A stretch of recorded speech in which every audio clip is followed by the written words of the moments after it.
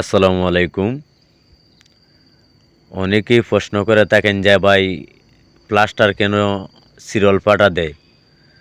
আসলে প্লাস্টার ফাটল দেওয়ার কারণ হইছে গিয়ে আপনারা যারা নতুন ঘর করেন তাদের হয়তোবা জানা নাই যে আপনি প্লাস্টার করার আগে কি করণীয়। এখানে আপনাদের মধ্যে একটি ওয়াল প্লাস্টার কমপ্লিট করে আপনাদেরকে দেখানো হইতেছে। এখানে আপনারা দেখতে পাচ্ছেন ওয়ালটির হাইট হচ্ছে আপনার 10.5 ফিট এবং প্রস্থ হচ্ছে আপনার 13 ফিট। এখানে এইদিকে আছে আপনার 13 ফিট এবং ওইদিকে আছে আপনার 12 ফিট। তো 12 ফিট বাই 13 ফিট রুমে আপনার একটি দেয়াল যদি প্লাস্টার করেন, যদি দেয়ালটা আসলে সুন্দর হয় না এবং সঠিক হয় না, আসলে আপনাদের কাছেও ভালো লাগবে না। যারা কাজ করানো অবশ্যই তাদের জানা আছে। এখানে যতটুকু ফিনিশিং আপনাদের মধ্যে দেখানো হইতেছে, রিয়ালি এখানে কোনো এডিটিং নেই। এগুলা কিন্তু আমাদের হাতের কাজ। আর আমরা কনস্ট্রাকশনের কাজগুলা যারা আপলোড করি আমাদের হাতের কাজ। এখানে এডিটিং করার মতো কোনো কিছুই না। এডিটিং করে কাজটি কিন্তু সুন্দর করা যায় না।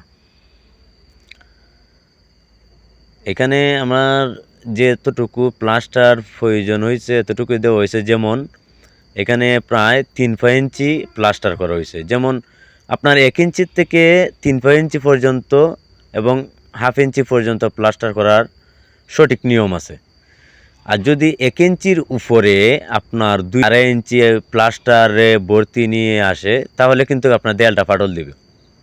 কারণ এখানে মালের যে মশলার লোডটা আছে সেটা আপনার এই ইটে এবং এই এতটুকু বালুর উপরে আপনার লোডটা যাবে না।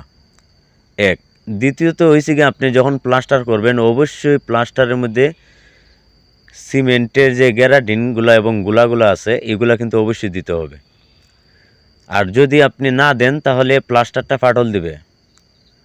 তৃতীয়ত হয়েছে কি, আপনার যেমন যদি একেবারেই নরম মশলা দিয়ে আপনি কাজটি করেন তাহলে আপনার চিরল ফাটা দিতে পারে 12 ঘন্টা পরে। আর যদি আপনি শুকনা এবং ভিজা দুরুসা মাল দিয়ে যদি যারা কাজ করেন তাদের হয়তো বা জানা আছে যে প্লাস্টার করার সঠিক নিয়মটা। অবশ্যই তাদেরকে শেখানোর কিছু না এনে আপনার চতুর্থ হচ্ছে যে আপনি সাইডের ভাগে আপনার প্লাস্টারটা করতে হবে। যেমন আপনি যদি সিমেন্টের ব্যাগ দিয়ে যদি আপনি বালু নেন এই হিসাবে আপনার 4 ব্যাগ দিতে হবে। আর যদি আপনি জুপরি দিয়ে নেন তাহলে আপনার 8টি জুপরি এবং একটি সিমেন্টের ব্যাগ দিতে হবে। সাইডের ভাগে যদি আপনি কাজগুলা করেন প্লাস্টারের, অবশ্যই কাজগুলা সুন্দর হবে এবং প্লাস্টারগুলো ফাটল দেবে না। এতে আপনার বিল্ডিংটা অনেক সুন্দর দেখা দিবে এবং প্লাস্টারটা সঠিক থাকবে। তো ধন্যবাদ।